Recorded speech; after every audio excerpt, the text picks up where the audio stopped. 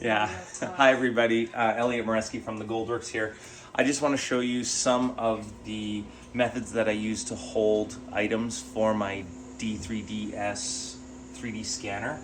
I've experimented with a bunch of different methods, and here's what I find works best. This is thermolock. We use this for stone setting, kind of misshapen, funky shaped objects. And what I'm going to do is just use a heat gun to heat it up.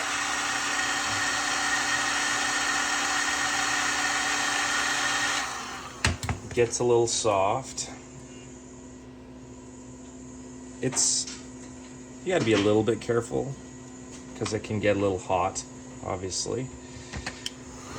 Now, this is something that I built. This is a brass holder.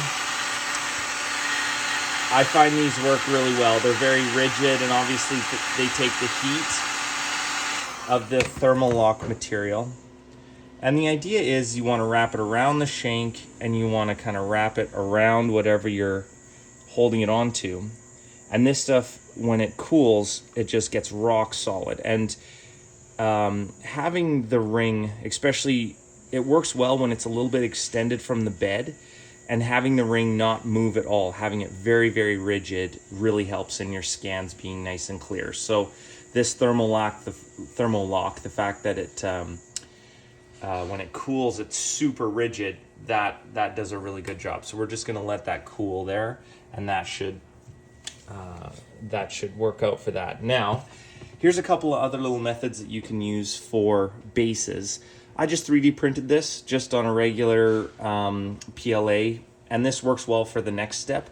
This is another method that if you don't have a 3D printer works well. This is just carving wax with a little piece of brass sticking out of the top. And I'm going to use these to mount stones. What I'm using here is kind of an inexpensive, relatively low heat, and it's low heat just because it's battery powered and it's, doesn't have a lot of power. But that actually works in our favor, where the hot glue, when it comes off, it isn't roasting hot. So you're just going to mount it like that and let that dry. I have found that, try to get the strings out of there because the 3D scanner is so fine that it will get those in the scan. I haven't had any damage to any stones. I've scanned a lot of really sensitive stones, and this hasn't caused any problems for me, so it should be good. Obviously, use at your own risk. This smaller stick is going to work a little bit better for smaller stones because it just has less surface area.